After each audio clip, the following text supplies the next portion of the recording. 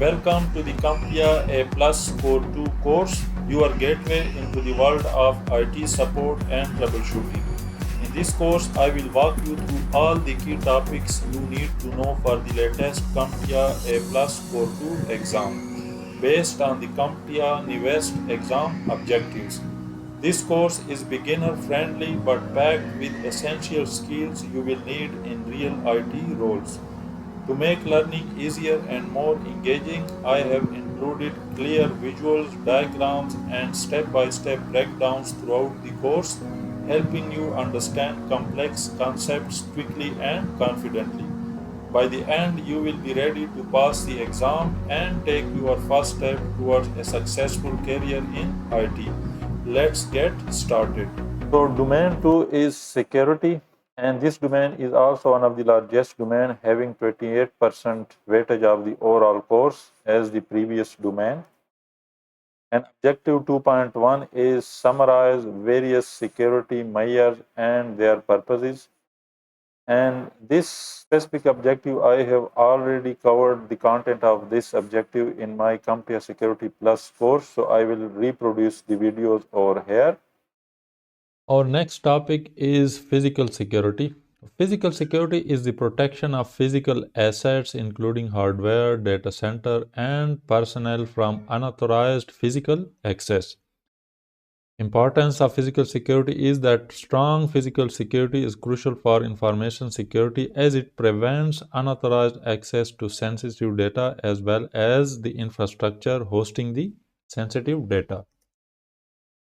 So few of the key components of the physical security are: number one is access control. So implementing measures to restrict access to authorized personnel only through biometric authentication. And biometric authentication include fingerprint, facial recognition, and iris scan, access cards, tokens, and security guards. So these all measures can be employed to prevent someone from entering or accessing the physical facility or your physical assets such as hard drive, servers, database servers, etc. Perimeter security, so protecting the physical boundaries of the facility such as fences, barriers, surveillance cameras, and alarm system. So these measures are employed to protect the outer perimeter of your facility. And environmental control such as maintaining optimal environmental condition for hardware and data, including climate control, fire suppression systems, and power backup solutions. So these environmental controls also comes in physical security because they prevent the degradation of hardware as well as the data hosted inside the hardware. So now some of the measures that are taken for the physical security, and the first one is bollards. So bollards are sturdy vertical posts installed to block vehicle or unauthorized personnel from accessing restricted areas. So primarily bollards are employed for vehicular access. As you can see that it cannot prevent personnel from entering the facility, but so the primary purpose of installing the bollard outside a facility is to prevent the vehicle from entering or damaging the facility either intentionally or by some disoriented drivers. So the purpose is that they prevent physical breaches such as ramming attacks through vehicles, which could lead to data theft or damage to critical infrastructure. An example of use: protecting server rooms, data centers, and outdoor IT equipment like backup generators or telecom cabinets. So you can install this outside your server rooms, your data center, so that no one can ram inside your facility. Material: so typically made of steel or reinforced concrete for durability and impact resistance. So they are mainly made of steel as in this picture, but they can also be made of concrete. And integration often used alongside access control system like gates or barriers for comprehensive perimeter security. So bollards alone are not enough. After the bollards, you must have other access control systems such as gates and other access control system to allow control access inside your facility. Access control vestibule. So an access control vestibule refers to a mechanism or process that provides control entry to secure area or system and has the brief explanation. So it actually looks like this. It has two doors. So anyone that enters the first door must close this one in order to open the second door. So this is a secure area.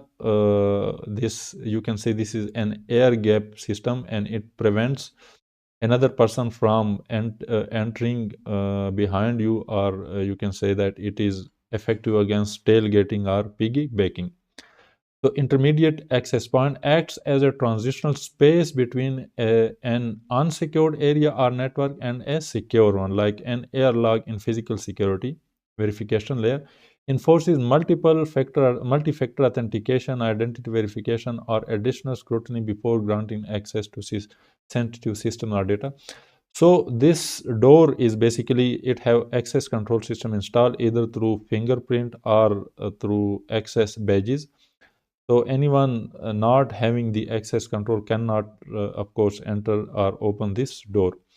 Mitigation of tailgating and piggybacking. So the important point to remember here is that it prevents tailgating or piggybacking, which are physical intrusion attacks. So prevents unauthorized as user from accessing secure areas by ensuring each subject undergoes individual verification. Granular access control, so limits access based on specific roles, policies, or contextual information such as device trust or location. This one is not very relevant to this physical control, so forget about this last point. But the main point to remember here is that it prevents tailgating or piggybacking, which are basically physical intrusion attacks. Fences. So fences are barriers designed to prevent unauthorized physical access to a specific area, typically around facilities, data center, or restricted zone. So if you see the fence in this picture, of course, this would not prevent unauthorized physical access, but there are fences, reinforced fences that can do the same. But fences are mainly used as a deterrent security control. So anyone seeing the fences would be notified that this is a secure area and should not be crossed. And the purpose is that they serve as the first line of defense by creating a clear boundary between the secure and public areas. Deterrent, as I said, it acts as a deterrent. Visible fences discourage intrusions and signal that area is protected. Types. So fences can vary based on security needs, including chain links, barbed wire, or electric fences. This one is looks like made of wood or plastic. So it can be of barbed wire. You can also install barbed wire on a heighted fence to even prevent the intrusion.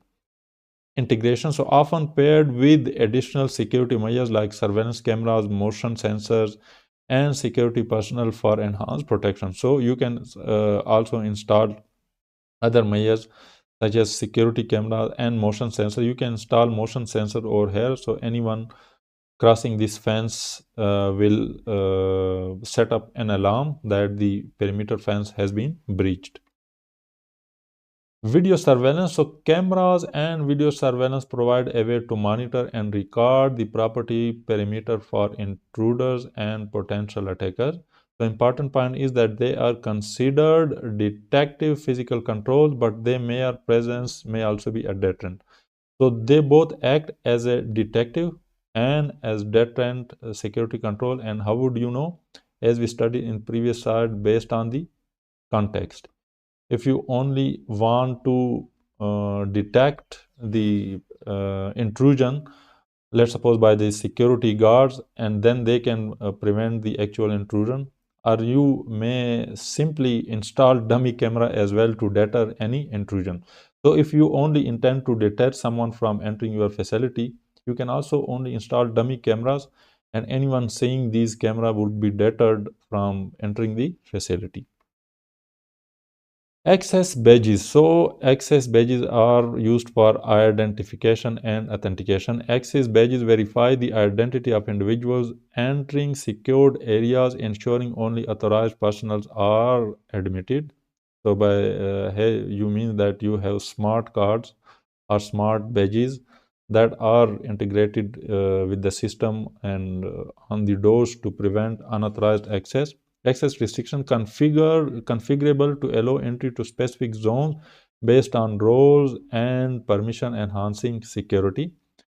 Tracking and auditing. So the badge records badge usage. So anyone when entering a facility enters a facility using the badge, his access is recorded and providing logs for monitoring and incident investigation. So later on, if let's suppose there is some incident or theft inside the server room, you can then check the logs that who entered the server room and at which time, and then investigate the incident. Multi-factor integration. So badges can be integrated with pins or biometrics for enhanced security. Deterrence.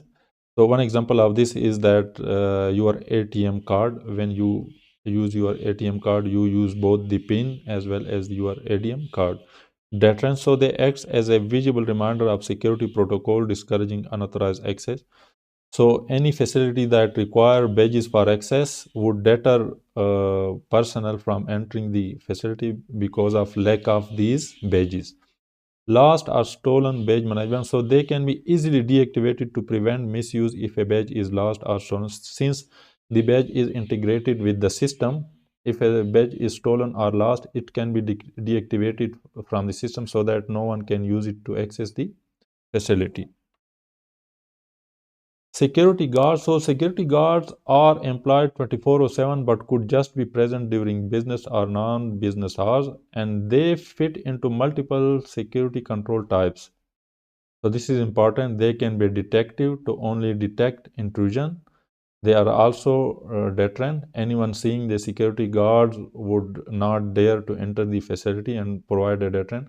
And they can also prevent someone from entering the facility. So security guard basically fits into these three categories. So they can provide, and again, depending upon the context, if you are given a question inside the exam, you should read the context and select the appropriate control type.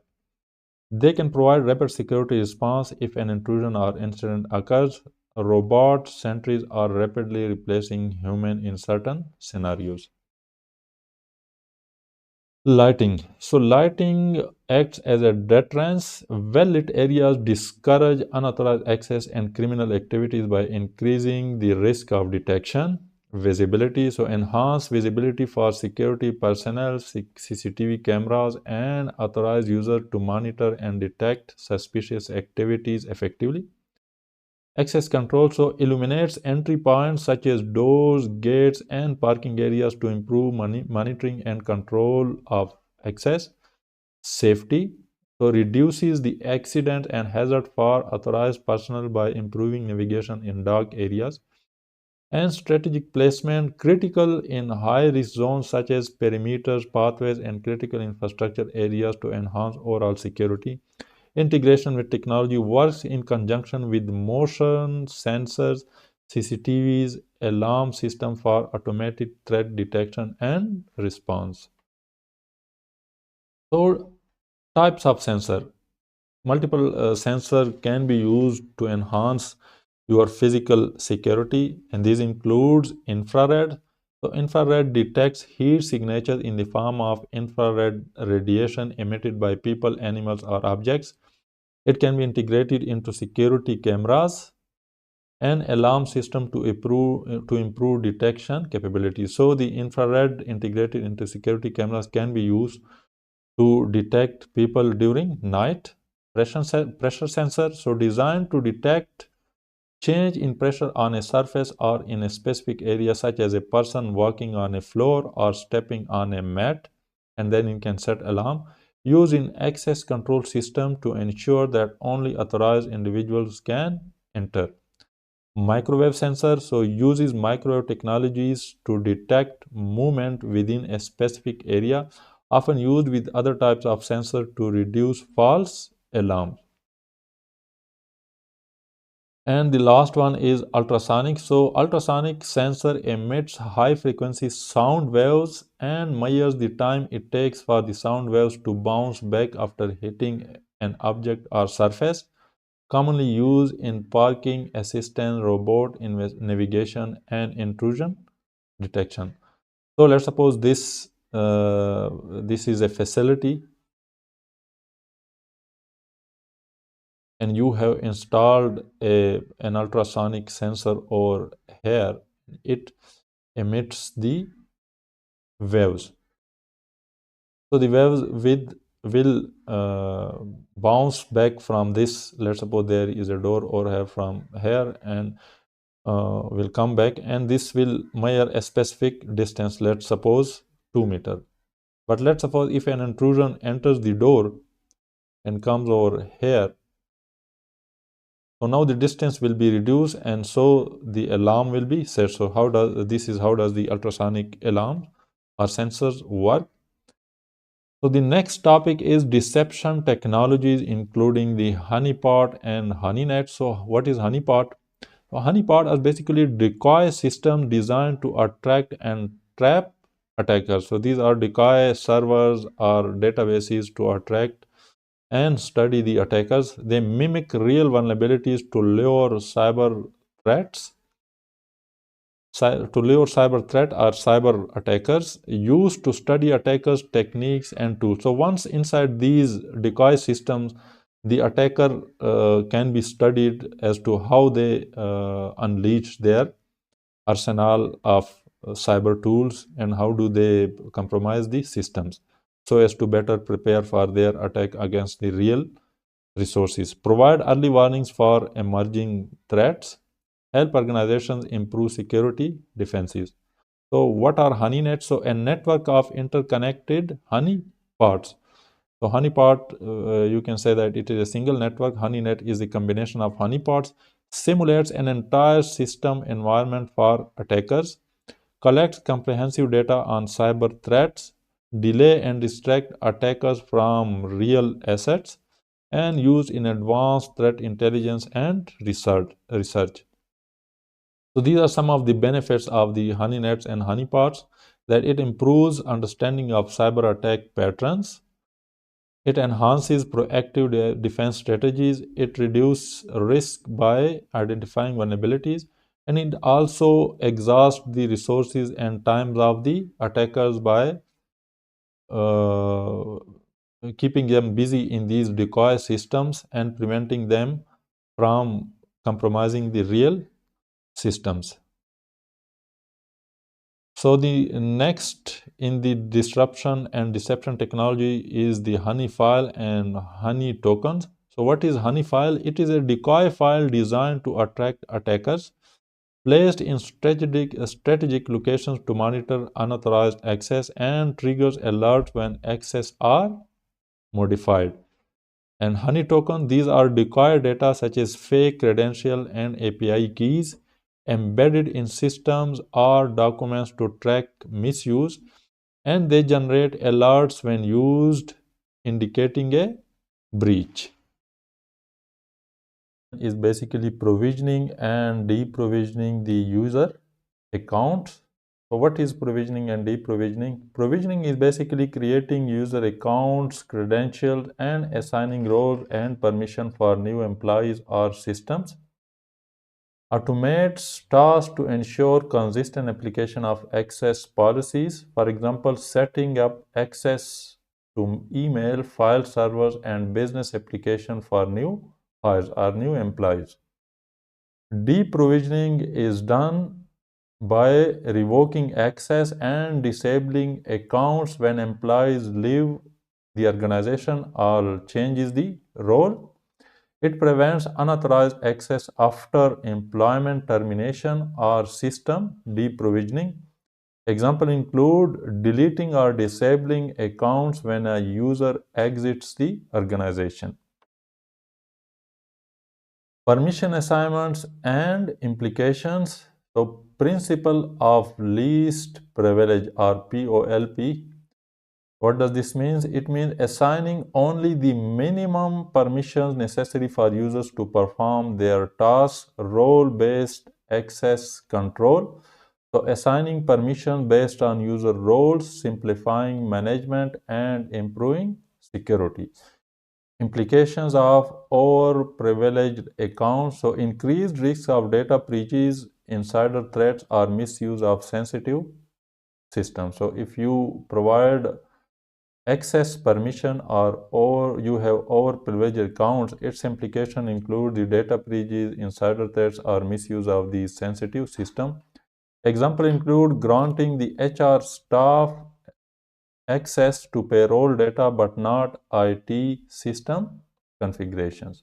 So this is the limited privilege or assigning privilege as per their roles. What is identity proofing? It is the process of verifying an individual's identity before granting access to systems or resources. Methods include document verification, this is, which includes checking government issued IDs, for example, passport or licenses. Knowledge-based authentication, which include using personal question for identity verification, and biometric verification, which involves scanning fingerprints or facial recognition. Importance of this step is that it ensures that only legitimate users are provisions with accounts, reducing risk of identity fraud or impersonation. Examples include requiring new users to complete multi-factor authentication during onboarding. So what is the single sign-on or SSO? So SSO allows user to log in once and gain access to multiple systems, applications, or resources without needing to re-authenticate. For example, you have these multiple application or systems, so instead of the user needing to provide credential for each system, what does the user do? The user has this SSO account, and using this SSO account the user log in once and then has the access to all the systems. So it is of a very convenient to user because user does not have to remember all these credentials and passwords. So it enhances user convenience and security by reducing the need for multiple credentials. Lightweight Directory Access Protocol or LDAP.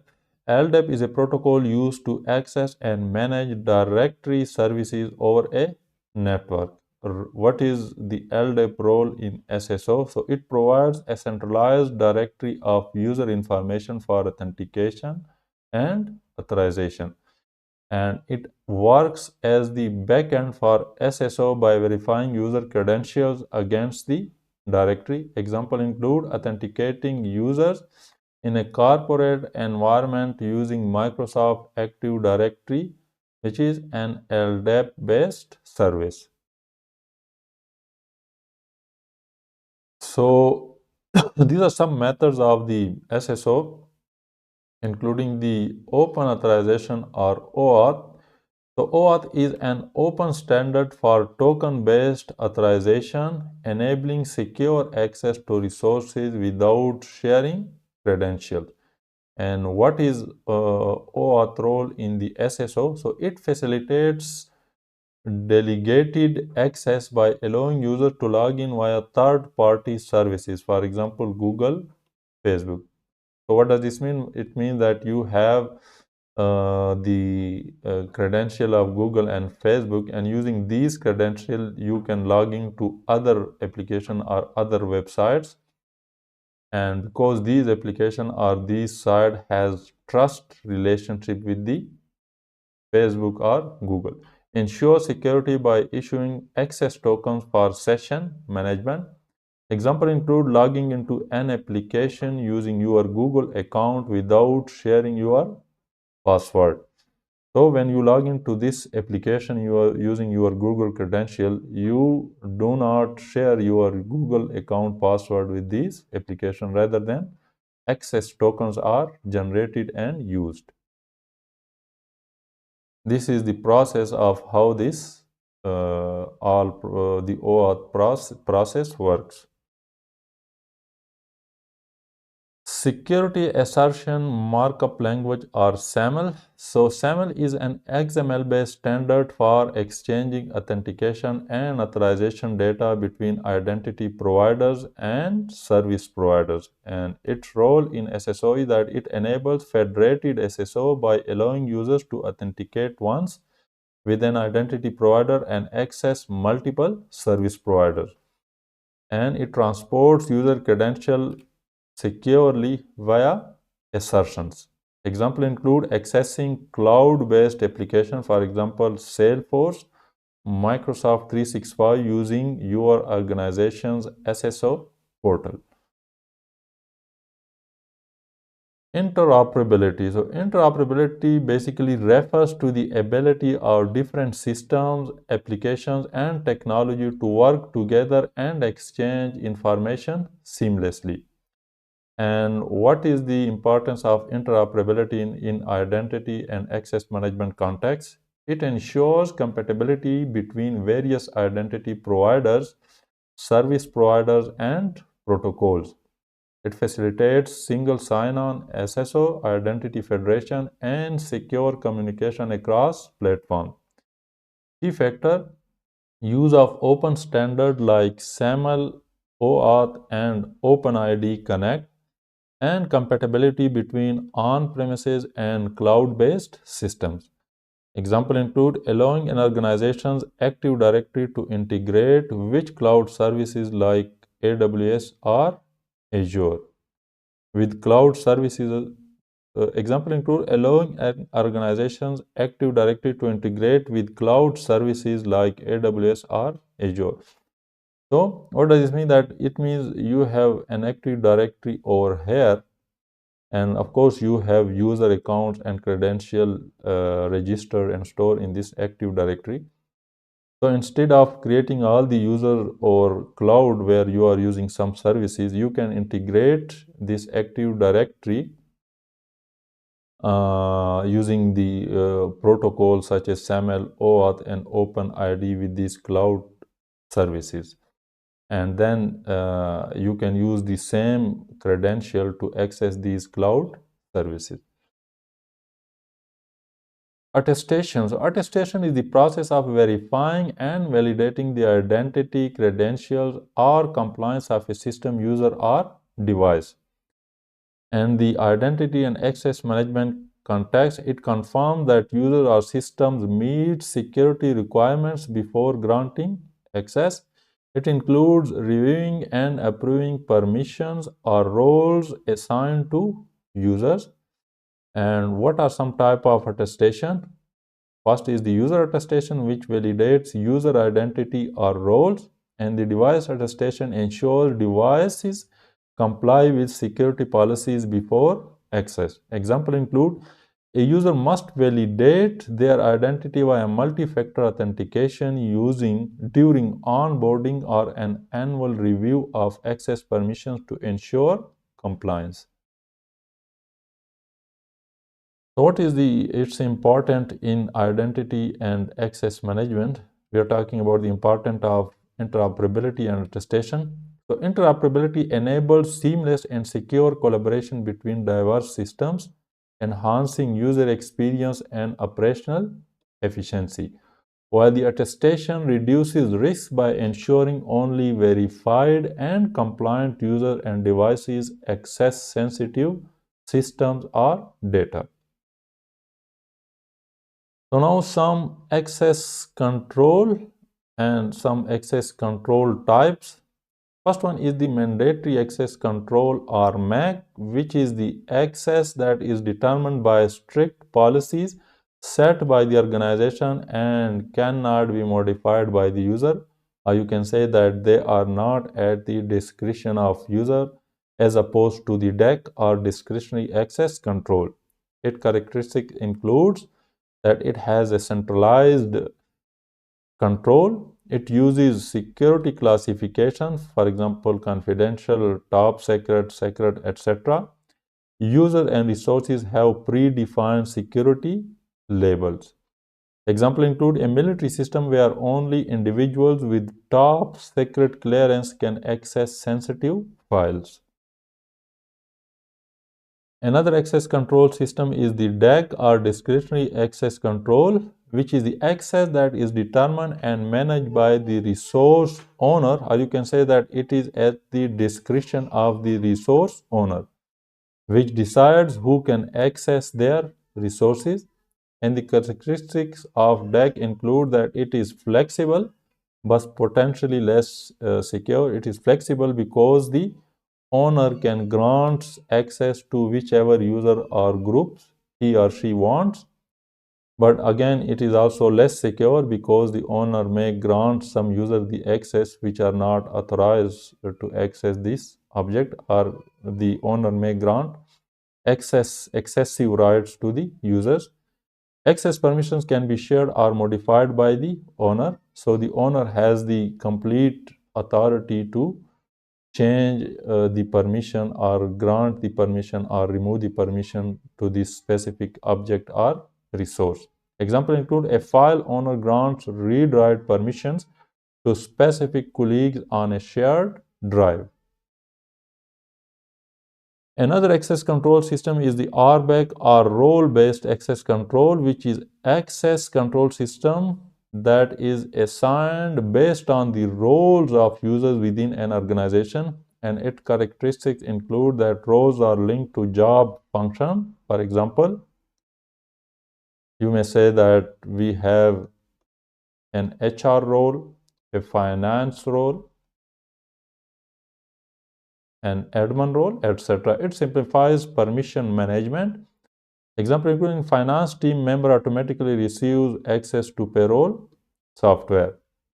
So you have defined the role. For example, this is an admin role. So any user that is given this role has automatically access to all the resources which are granted access to this admin role. So it is easy to manage because you do not need to manage the permission or access for individual user. Instead, it is managed through this role, and any user that is given this role has automatic access to all the resources. Rule-based access control, which is access that is determined by a set of predefined rules, often based on conditions like time, IP address, or actions. Characteristics include it enforces dynamic control based on environment or context. Example, a rule that denies access to a VPN if the user's IP address is from an unauthorized region. Another access control is the attribute-based access control, or ABAC, which is access that is granted based on user's attribute, for example, department, role, or clearance, and resource attribute, for example, sensitivity or location. Characteristics include it is highly granular and flexible, and the policies are dynamic and context aware. Example include a policy that allows access to HR files only to users in the HR department and during office hours.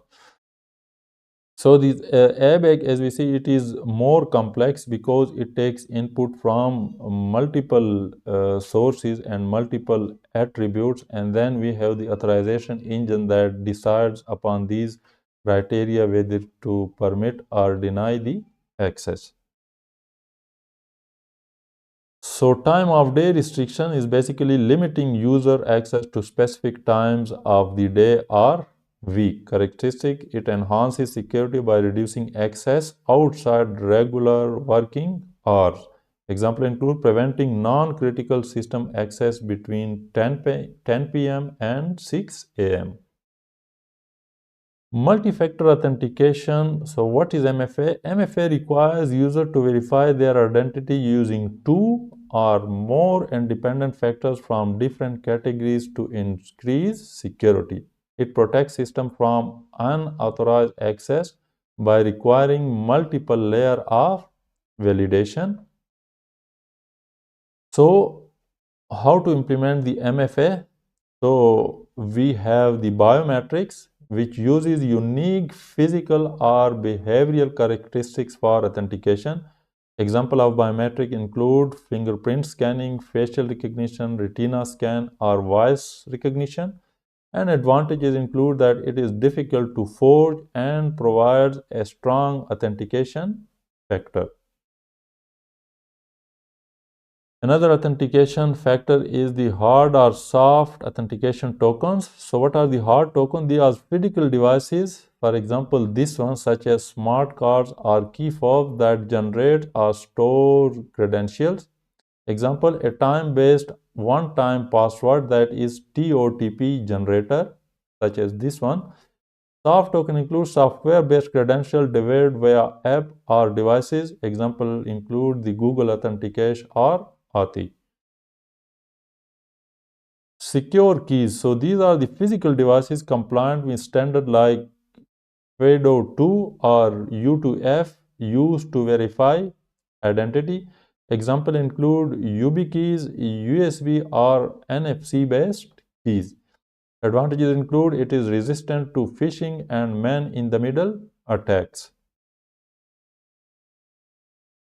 So now some factors in the multi-factor authentication. So these are different factors that can be used in the multi-factor authentication. The first one is something you know. So it is the information that only the user knows. For example, the password, pins, or security questions.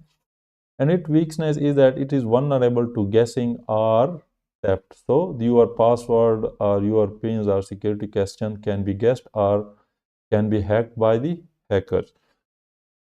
Second one is the something you have. So it is basically a physical item in the user's possession, such as the key fobs as we saw in the previous slides. Example includes smartphones, smart cards, or token, and its strength is that it requires physical theft for the compromise. And the next one is the something you are, which is the unique biological characteristics of the user. An example include fingerprints, facial features, and iris patterns. And its strength is that it is extremely hard to replicate or forge. So the fingerprint are unique to each user, and they are very hard to replicate or to steal them. And the last one is, or another one is the somewhere you are, which is the geographic or network based location of the user or the device. An example include that access granted based on the IP address, GPS, or Wi-Fi location. Use cases include denying access if a user's location deviates from expected parameters. So the summary of MFA is that MFA combines factors. As we saw the four factors, so different factors can be combined. Minimum may be two, they may be more. So enhances security by requiring at least two independent factors. Effective implementation. So balance user convenience and security using suitable technology, for example, biometrics, tokens, or security keys. And factors reduce risk. So even if one factor is compromised, other layers prevent unauthorized access. What are password best practices? So these are some best password secure or best practices. First one is the length. So it is longer the password, the more secure they are, as they are harder to crack. And best practice is to use password with a minimum length of 12 to 16 characters. Second factor is the complexity. So it includes a mix of uppercase letters, lowercase letters, numbers, and special characters. And best practice is to avoid predictable patterns and include varied character types. Third best practice is the reuse, which is the using the same password for multiple accounts, which is a security threat because it increases the vulnerability if the password is compromised. your multiple account will be compromised, and the best practice is to avoid reusing password for multiple accounts and creating unique password for each account.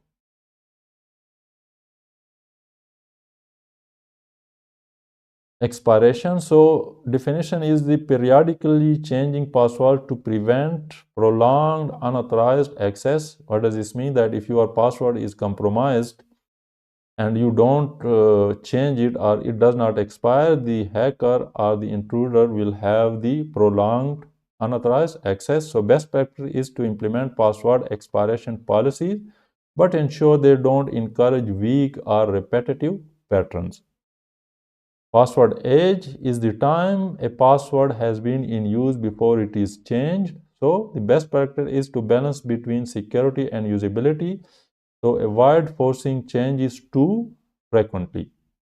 Password managers. So these are the software tools that store, generate, and manage complex passwords securely. Benefits of the password manager include that it eliminates the need to remember multiple passwords. It ensures strong, unique passwords for each account, and it offers secure storage with encryption. What is the passwordless authentication? These are the authentication methods that eliminate the need for traditional passwords. Example include the biometrics, so fingerprints and facial recognition, security token, hardware-based or app-based one-time codes, and push notification which approve login requests via mobile devices. Advantages include improved user experience and reduces the password-related vulnerabilities like phishing. Summary. So some of the best practices of password include the using the required length of the password, using required complexity, uniqueness while balancing the expiration policies. Tool, you should use the password managers to enhance security and convenience. And feature of authentication is transitioning to passwordless methods, which improve security and user experience. So now privileged access management tools or PAM tools. These are include just-in-time permissions. So just-in-time permission basically grants elevated access rights only when needed and revokes them automatically after the task is completed or after a certain period of time. Benefit include that it reduces exposure to sensitive systems and minimizes risk of privileged abuse or compromise. Example include a system administrator gets temporary access to modify network settings during a maintenance window. What is password vaulting? So it securely stores and manages password privileged accounts credential in an encrypted vault. Benefits include centralized password storage, allows secure access to shared accounts without revealing the password, and facilitates audit logging to track credential usage. Example include a PAM tool or privileged access management tool stores and autofills password for administrator accounts without exposing them to users. What are ephemeral credentials? Ephemeral credentials, so these are temporary credentials generated for specific sessions or tasks which expire automatically after use. Benefit include it reduces risk of long-term credential exposure and it prevents reuse of compromised credential. Example include cloud providers issue short-lived API tokens for accessing resources which are valid only for a few hours. Summary, so the PAM tool or privileged access management tool, it enhances security by restricting and controlling access to privileged accounts, and its key features include just-in-time permissions, secure password storage, and short. So now DLP, that is the data loss prevention. So DLP or data loss prevention refers to tools and strategies used to protect sensitive data from unauthorized access, accidental exposure, or malicious exfiltration. The purpose is to ensure sensitive data stays within the organization boundaries. It helps comply with regulatory standards, for example, GDPR and HIPAA, and it prevents data breaches caused by human error, malware, or insider threats. Key features include first, the data classification. So it identifies and characterizes sensitive data, for example, personally identifiable information and financial records. Content inspection, then it monitors and analyzes data in motion. For example, network traffic at rest, that is data stored inside the storage, and in use, that is data actively used by the endpoints. The policy enforcement, which is the next step after the monitoring, which blocks or encrypts data transfer that violates predefined security policies, and alerts and reporting notifies administrators of potential data leaks and provides logs for audits. Examples include preventing employees from sending sensitive files, for example, customer data via personal email, and blocking unauthorized USB devices from transferring critical files.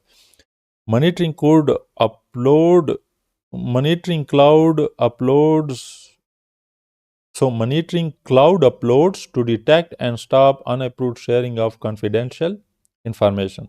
So if some of your employees tries to monitor data to the cloud, for example, the Google Drive or other cloud storage, DLP can be used to monitor these uploads and prevent any sensitive data upload to the cloud storage. Network access control, another security solution, which is basically a security solution that regulates and manages device access to network based on security policies, ensuring that only authorized and compliant devices can connect. Purpose is that it ensures security. It restricts network access to only devices that meet security standards. Compliance enforcement, so it helps enforce compliance with regulatory requirement, for example, HIPAA, PCI DSS, and it prevents unauthorized access. It protects the network from unauthorized devices or those with the vulnerabilities. So the key features of the NAC includes the authentication, which is the verification of the identity of devices and users before granting them access inside the network. Compliance checking, which ensure that devices meet predefined security policies such as antivirus status or operating system patch level. So this means that let's suppose a user have a window, let's suppose endpoint or PC that wants to connect to the network. So the NAC can check whether the antivirus software is up to date and whether the operating system has the security patches applied. Access control, it grants access based on security posture, allowing full, restricted, or guest access. And the policy enforcement, it enforces the rules for network access, such as limiting access to certain resources or quarantine for non-compliant devices. For example, if the device has outdated antivirus, or the operating system has security patches not applied, it can quarantine the device. Example include restricting access to corporate network for devices that lack updated antivirus software or security patches, enforcing strict access policies for BYOD or bring your own device to ensure that only compliant devices can connect to the network, and using NAC to segment the network, limiting guest or unsecured devices. Now, some endpoint detection and response, that is EDR, and extended detection and response, that is XDR. So, what is EDR, or endpoint detection and response? EDR is a security solution designed to monitor, detect, and respond to suspicious activities and threats on endpoints. For example, laptops, desktop, or mobile devices. And its purpose is that it provides continuous monitoring, real-time protection, investigation capabilities, and automated responses to security incidents at the endpoint level. Key features include real-time monitoring. It constantly monitors endpoint activity for signs of malicious behavior and threat detection. It identifies anomalies, malware, and suspicious behavior such as unusual file modification or unauthorized access.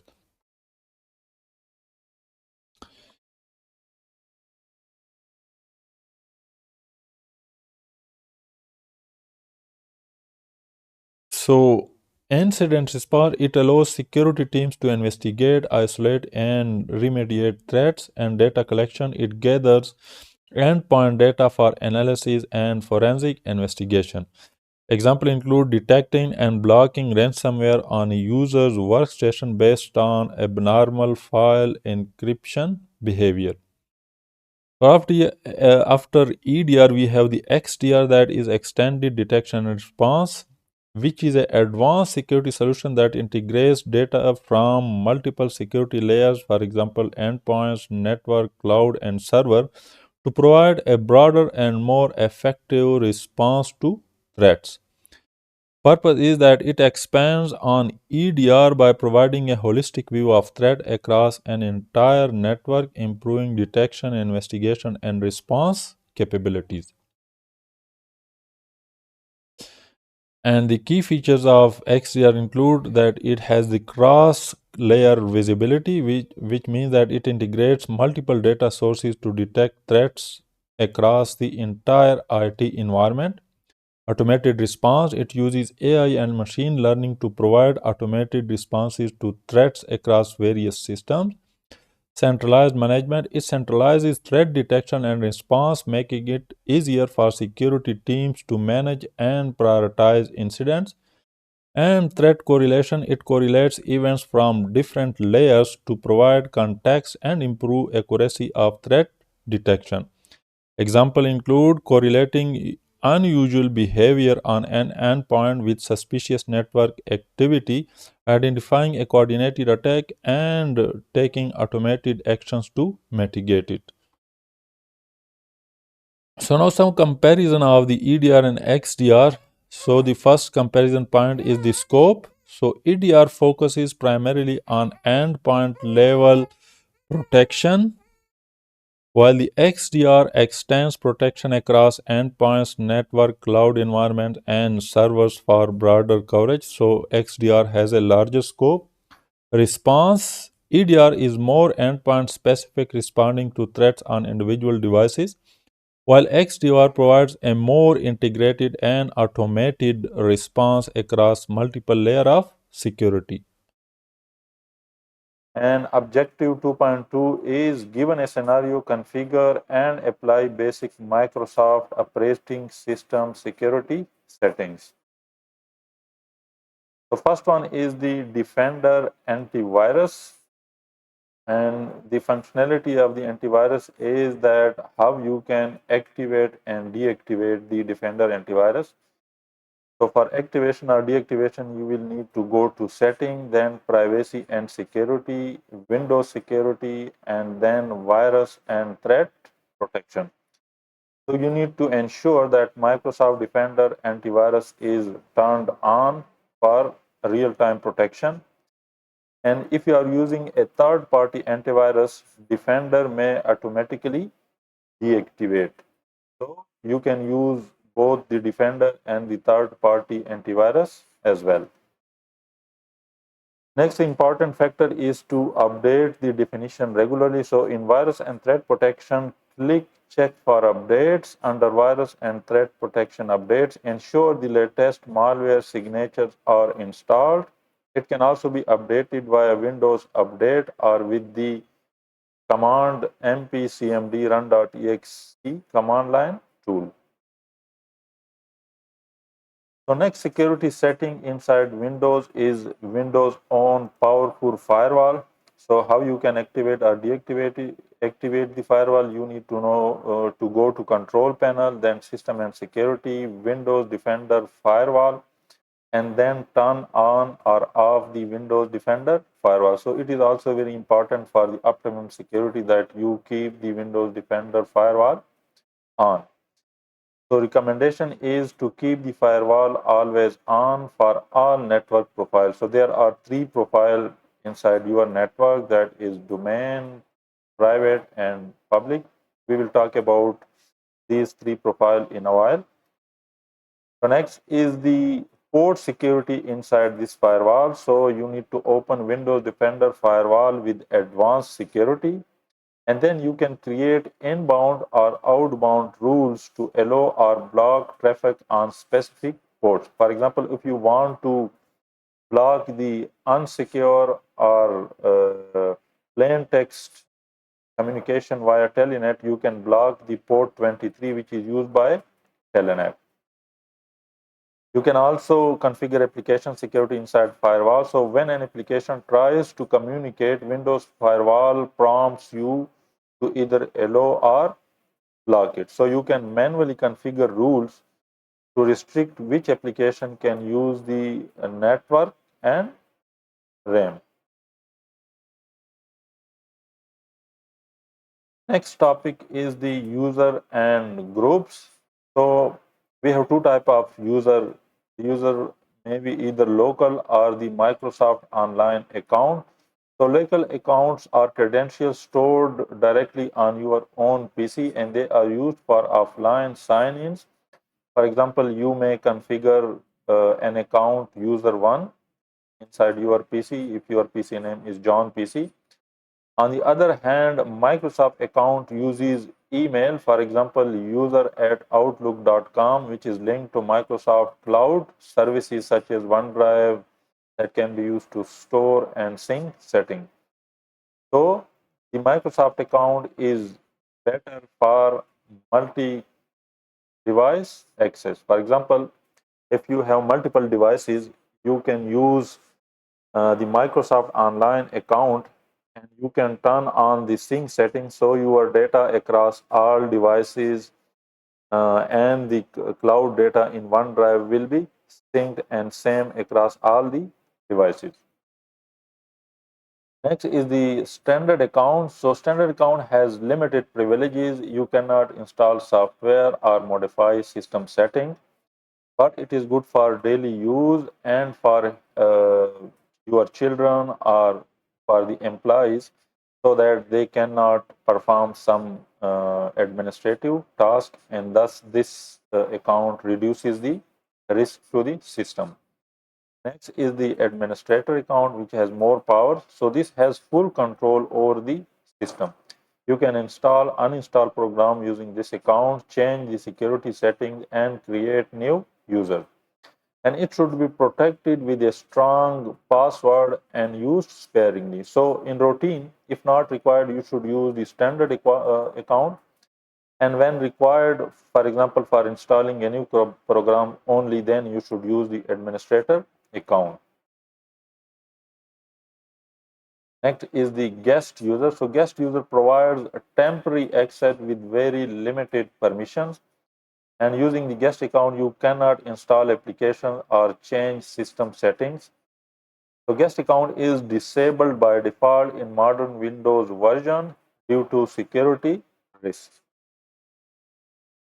Next is the power user. So the power user is the middle ground between the standard account and the administrating. What does it? This means that it has more privileges than the standard, but less than the administrator account.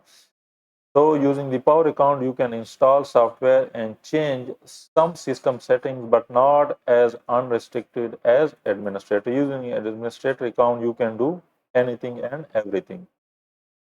So this power user account was more common in older Windows versions such as Windows XP and 7, and it is now mostly deprecated in favor of custom groups. It means that it is no longer used in newer version of Windows such as Windows 10 and Windows 11.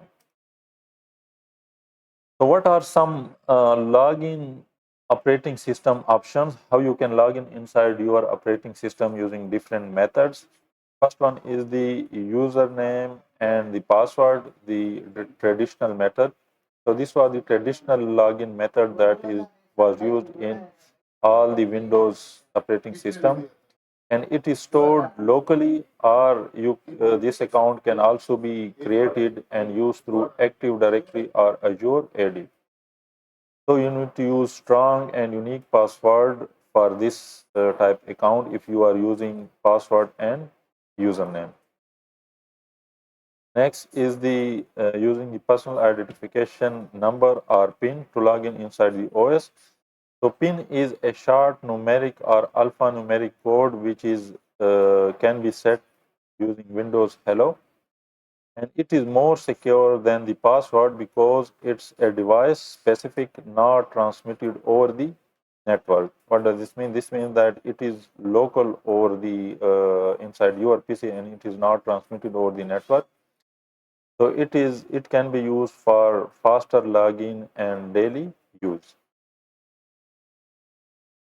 Next login option is the fingerprint. So this is the biometric authentication using a fingerprint sensor, and it is more secure because it relies on a unique physical trait. It means that unlike the password, which can be used by anyone, the fingerprint trait are unique to a specific individual, and only that individual can log into the system.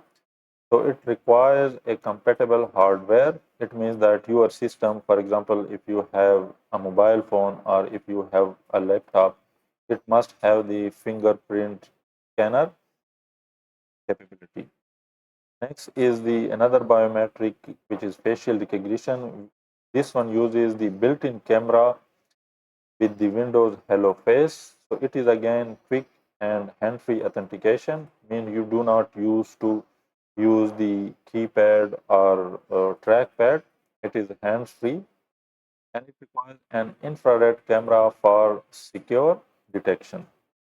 Next is the single sign-on or SSO. So this allows one login to access multiple services, for example, Microsoft 365 application and Azure AD resources. So the single sign-on SSO reduces the password fatigue and improves user experience. What does this mean? This means that let's suppose if you have 5 applications using the SSO, you do not need to use password for each of these application. You do not need to remember 5 password. You can log in once and then you can use all the 5 applications. So it reduces the password fatigue, and it is often paired with enterprise identity solutions.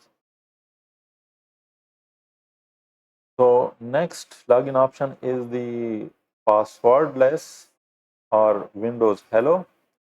The passwordless means that it uses either PIN, fingerprint, or facial recognition instead of a password. So it enhances security by avoiding stored or shared password, and it is supported in both consumer accounts such as Microsoft account and and enterprise environments through Azure AD. So what are some key points for exam or your professional life? So you need to use Windows Hello if you can, such as PIN, facial, and fingerprint recognition for passwordless and secure logins. What does this mean? This means that using these login methods are more secure than the password. So if you need to use these if possible. SSO single sign-on is critical in enterprise setups for ease and security, and passwords are still common but weakest if not managed properly.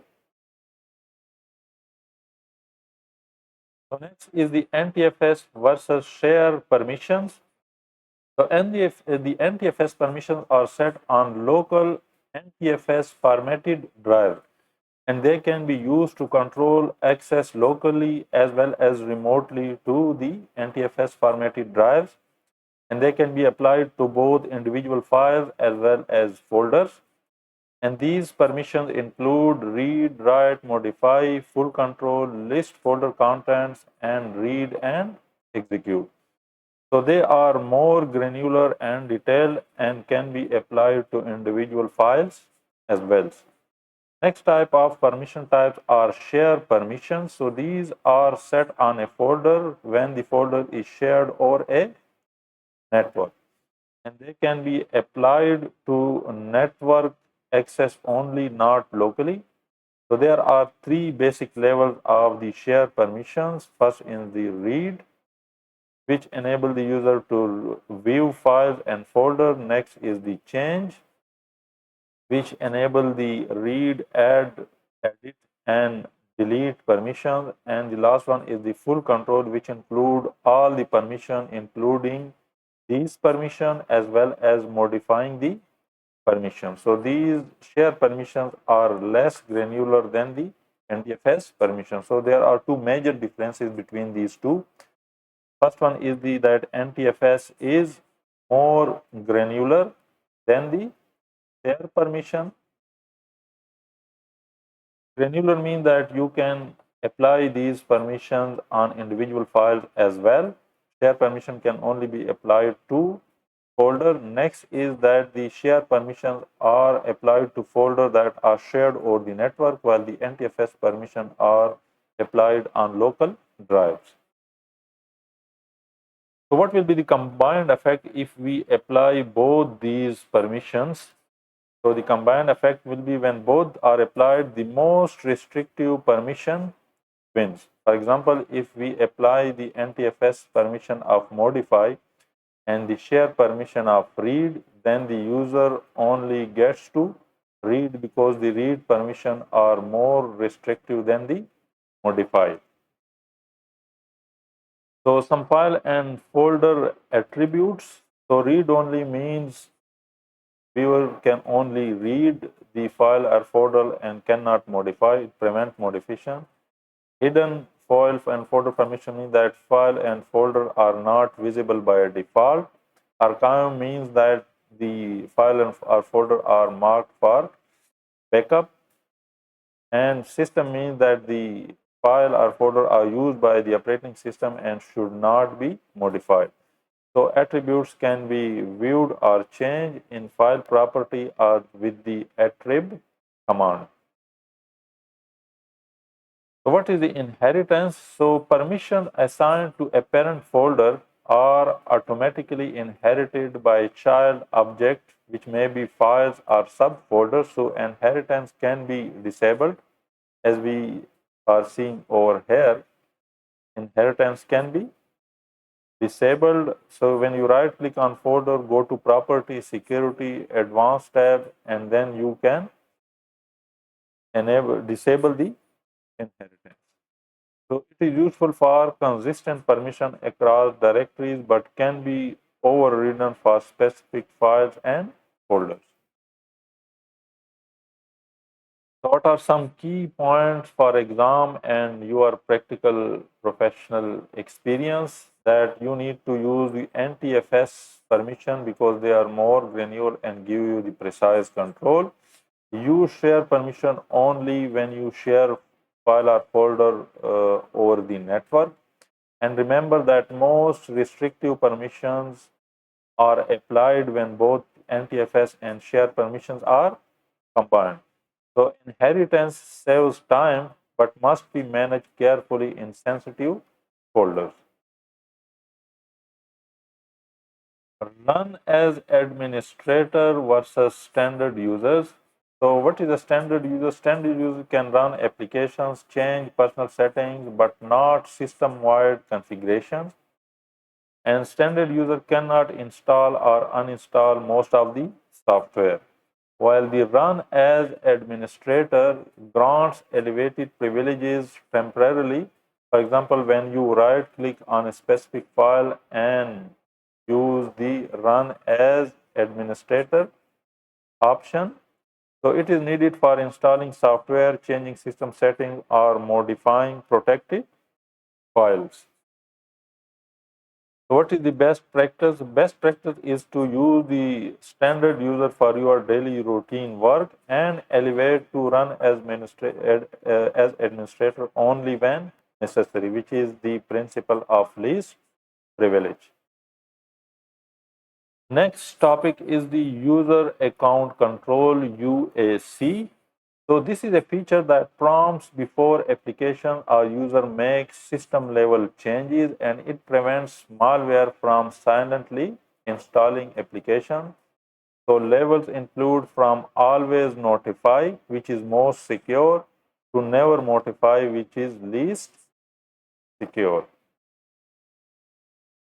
Next topic is the bit locker. So bit locker can be used for full disk encryption. It is a tool inside Windows for full disk encryption. And remember, this tool is only available in the Pro and Enterprise edition of Windows. It is not available inside the Home edition of or version of Windows. So it encrypts the entire OS drive to protect data if device is stolen, and it uses the TPM chip or USB key for unlocking. So either you can use the TPM chip that is included inside your workstation, or you can use external USB key for unlocking your drive depending upon your environment and requirement. What is then BitLocker to go? So BitLocker to go is an extension of BitLocker for removable drive. For example, USB and external hard disk drives, and it protects the portable storage with encryption. So you can use BitLocker to go to encrypt your portable drives. Encrypting file system or EFS. So files, this provides EFS provides file and folder level encryption, but for NTFS volumes only, and it is user specific. So only the account that encrypted a specific file or folder is authorized to access it. So unlike BitLocker, it does not encrypt the whole drive. So this is the main distinction, that BitLocker let you encrypt the whole drive, while the EFS or encrypting file system can be used to encrypt individual files and folders. Our next topic is the Active Directory. So Active Directory is a centralized directory service for managing users, computers, and policies in a specific domain. So joining a domain, so device authenticates against a domain controller. So if you want a device or a workstation to a domain, it must be authenticated against the domain controller using the domain controller account. So it can be done via system properties, computer name, and then you can change the domain to the whatever domain you want the computer to join. Assigning login scripts. So these are the scripts that run when a user logs into the domain. For example, it can be used to map drive to specific user or available specific printer to that user. So this can be done through login script, and these scripts can be configured in user properties within AD or through group policies. Moving objects within OU or organizational units. So OU groups user. These are the groups of users. For example, you can make OU of, let's suppose, account department, where all the user from account department will be inside this specific OU. Computer or resources logically. So moving objects allows applying different policies to different groups. So you can move objects, that is user and computers, within different OU. Next is assigning home folder. So each user gets a personal network folder for file storage, and it can be configured in user account properties, which is AD users and computers. Next property is the applying group policies or GPO. So it is used to enforce security and configuration settings across users and computers. For example, you can apply password policy, desktop restrictions, or software deployment. Next is selecting security groups. So security groups are used to assign permission. For example, file access and printer access. So these can be applied to specific user and OUs. For example, domain admins, power users, and standard users. Next is the configuring folder redirection. So redirects user folder. For example, documents, desktop to a network location. Ensure files are backed up and accessible across devices. So what are some takeaway for your exam or practice? So BitLocker is used for full drive encryption, and remember it uses the TPM chip, which is a security chip inside your computer, while the EFS encrypting file system is used for individual and folder encryption. That is the main difference between BitLocker and EFS. Standard user plus user account control improves security by limiting the privileges. How? You can use standard user for your daily routine work, and if you want some elevated privileges, for example, installing an application, you can temporarily elevate your privileges to administrator by using the run as administrator feature. So Active Directory provides centralized management using organizational units, group policy objects, scripts, and groups. So folder redirection plus home folder are used for better data security and central storage.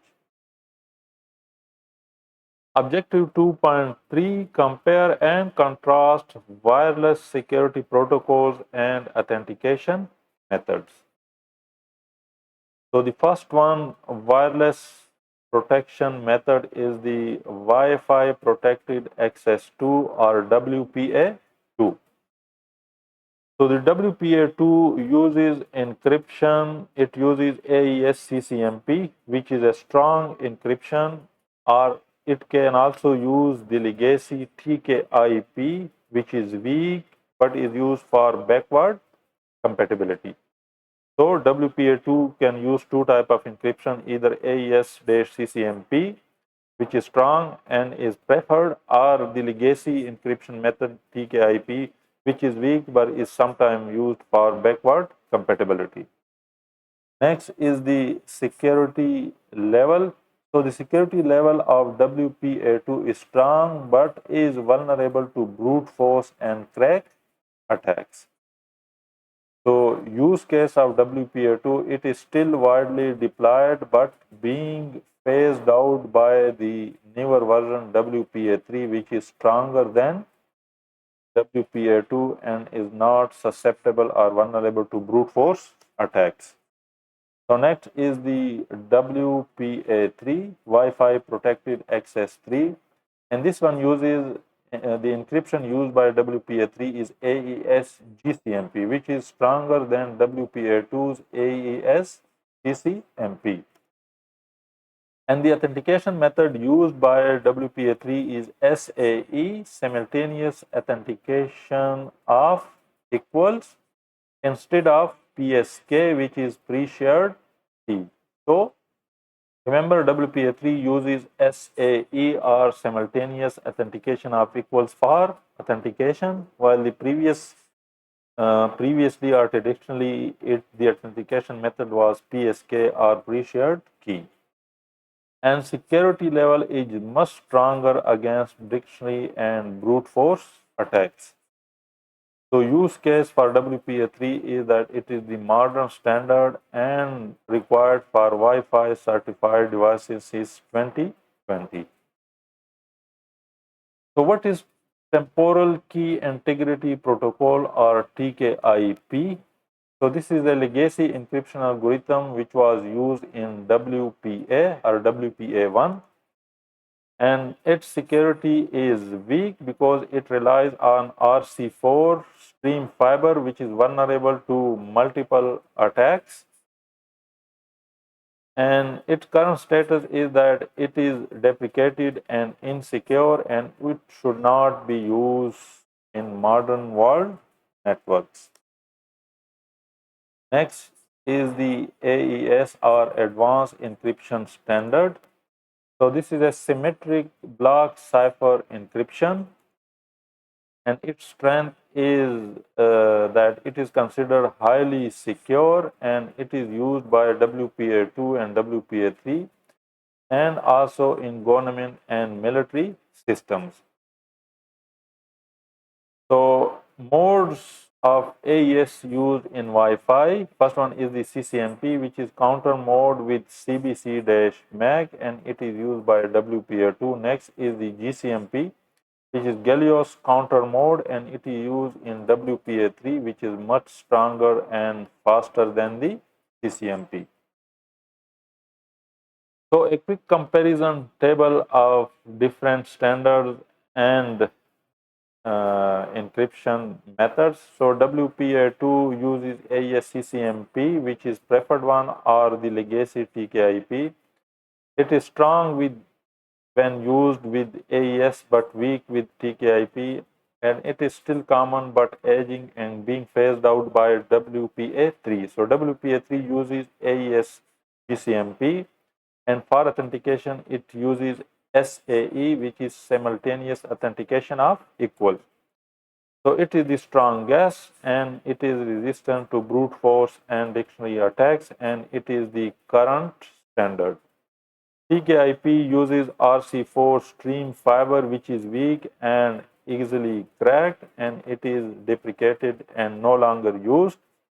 While AES is the block cipher encryption method, and it uses CCMP or GCMP, and it is very strong and current industry standard. So some key takeaways for exam or your professional practice. So TKIP is legacy and insecure and should be avoided for use in modern day networks.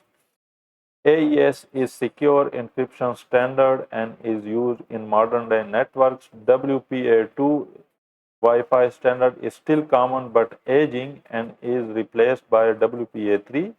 And WPA3 is the modern strongest Wi-Fi standard with and is used with SAE authentication, which is simultaneous authentication of equals, and AES encryption, AES-GCMP.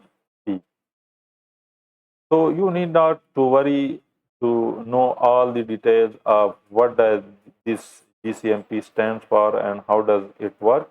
You only need to remember that WPA3 uses GCMP while WPA2 uses CCMP, and that GCMP is the current and stronger than CCMP. Coming over to some authentication methods, and the first one is the remote authentication dial-in user service or radius. So the purpose of this authentication method is that it gives centralized authentication, authorization, and accounting, that is AAA for remote access. And the protocol used by Radius is that it uses UDP, specifically ports 1812 and 1830. Or in legacy version, it uses 1645 as 1646 ports number. Use case is that Wi-Fi enterprise network. It is used in Wi-Fi enterprise network for VPNs and remote dial-in connection. And its strengths are that it is scalable and it integrates with Active Directory or LDAP, that is lightweight directory access protocol. Next authentication method is the TechX Plus, which is Terminal Access Controller Access Control System Plus. So again, its purpose is AAA protocol developed by Cisco, and it is more granular than Radius. So AAA, as we studied, authentication, authorization, and accounting. And as opposed to Radius, which used UDP, TechX Plus uses TCP and it uses port 49. Use case is it is used for network devices administration and authentication such as routers, switches, and firewalls. And strength are that it separates authentication, authorization, and accounting, and it encrypts the entire payload when transferred over the network and is more secure than the radius. So radius only encrypts the username and passwords, while the TechX Plus it encrypts the entire payload. That is the main difference. Second is that it separates authentication, authorization, and accounting as opposed to radius. And while radius uses UDP, TechX Plus uses TCP. Next is the Kerberos. So Kerberos is again an authentication protocol used inside trusted local environments, particularly for Microsoft domains, and it uses tickets and a key distribution center or KDC for mutual authentication. Use cases include Windows Active Directory logins and enterprise SSO or single sign-on. Kerberos strengths include that it prevents credential replay attacks with timestamp tickets. So I think the three-headed dog means that the Kerberos basically stands for or means these three-headed dogs in some mythology. I don't remember. That's why this picture. Multi-factor authentication or MFA. So MFA purpose is that it requires two or more factors for authentication. What does this mean? This means that if you use your username and password to log in, so this is one factor. And if with this you also use your smartphone where a code is sent to your smartphone, then you have combined another factor. This is now two-factor or multi-factor. So what are some factors that can be used in MFA? The factor types include something you know, such as the password or the PIN. These are the things that you remember and know. Second factor is something you have, such as your smart card, token, or phone, as I gave this example.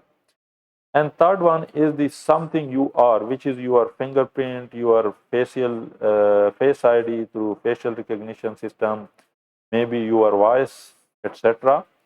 So use cases of MFA include for online accounts, VPN access, and enterprise-based logins. And its strength include that it strongly reduces the risk of unauthorized access, because when you use one factor such as password, it can be easily guessed or it can be hacked. But MFA is more secure and difficult to hack.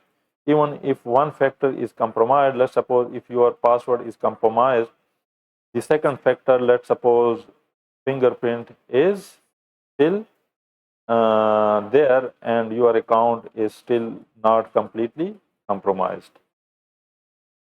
Again, a quick comparison table of different authentication methods. So Radius uses protocol UDP. It is best for remote access and Wi-Fi enterprise environments.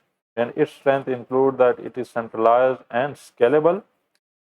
TechX Plus uses protocol TCP, and it is mainly used for network devices administration. And its strength include full payload encryption and more granular control of the AAA, that is authentication, authorization, and accounting.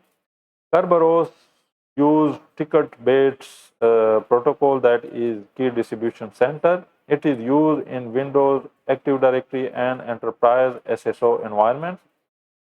And its strength is that it provides strong mutual authentication. Mutual authentication means that authentication of both client as well as the server. So the server and client both authenticate each other. MFA is that it may use multiple and different protocols. It can be used for any system logins, and it provides multi-layer and multi-factor security. So what are some key takeaways for your exam and your professional practice? So Radius is mainly used in Wi-Fi networks and for VPN remote access. TechX Plus is used for network devices control such as Cisco devices and for admin's accounts. Kerberos is used inside Windows AD authentication as well as SSO environment, while multi-factor authentication is strongest in practice and it combines multiple authentication factors. So objective 2.4 summarize types of malware and tools, methods for their detection, removal, and prevention. So types of malware, and the first type is Trojan. So Trojan is disguised as a legitimate software. For example, it may look like a game, but at the back end, it delivers malicious payload. So prevention include you do not download applications from untrusted sources or untrusted application and use the anti-malware and antivirus software. So if you have seen the movie Troy, then you must understand this wooden horse which was used to transport the fighters and soldiers inside the castle. So that's why this malware is named after this Trojan horse. So on the front, it looked like a beautiful wooden horse, but inside the belly of this horse, there were fighters and soldiers that were transported inside the castle. And once inside, they just came out of this horse and attacked the castle and opened the door of the castle. Next is the rootkit. So rootkit basically hides deep inside the operating system kernel, and it uses the OS and kernel to maintain its control and evade the detection. So how to detect and remove the rootkit? So there are specialized rootkit scanners, and the reinstallation of operating system is also one of the methods to remove the rootkit malware. Next is the virus. The virus attaches itself to files and programs and spreads to other devices when these files reaches those devices. And prevention is to keep your antivirus software updated and avoid unknown file attachment. Next malware type is the spyware, which secretly monitors your activity. For example, it logs your keystrokes or your browsing data. And detection and removal include anti-spyware tools and periodic scans of your workstation. Next is the ransomware. So the ransomware malware basically encrypts your files inside workstation, and the hackers then demands payment in return for the encryption key. Prevention includes taking regular backup of your data, patching your system, and using strong endpoint protection tools. Next is the keylogger. So the keylogger basically records your keyboard keystrokes, and thus it steals your credential. The credential may include your username, password, your credit card credential, etc. How to detect and remove the keylogger? It can be done through anti-malware tools and monitoring suspicious processes. Next is the boot sector virus. So these infects master boot record or MBR and loads when the operating system is booted. Removal includes using bootable antivirus software or operating system reinstallation. Next is the crypto miner or crypto jacking. So this type of malware hijacks your system resources to mine the cryptocurrency. Resources means your CPU and your RAM mainly. So detection include if your PC has high CPU and GPU usage, it includes that there may be crypto miner and some unusual processes running inside your workstation. Prevention include using endpoint security and protecting your browser. Next is the stalkware. So these type of malware tracks user location, user messages, and calls, and it is often used by abusive partner in their abusive relationships. Detection and prevention include using mobile security applications and reviewing your already installed application and to avoid side loading. Side loading means, for example, if you are using Android, side loading means installing software or applications from sources other than Play Store. So you should always install application and software from the official vendor application Play Store. Next is the fileless malware. So these type of malware basically runs in the memory without leaving files on disk. So this uses the PowerShell or WMI. Detection include behavioral analysis, endpoint detection, and response tool, that is EDR. Prevention include limiting the script execution on your workstation and patching your system regularly. So what is the adware? So adware is a software that automatically displays or downloads unwanted advertisements, and it has the impact that it slows down the system, creates unnecessary pop-ups, and tracks your browsing habits. And detection and removal include using anti-malware and anti-adware tools and using browser cleanup utilities.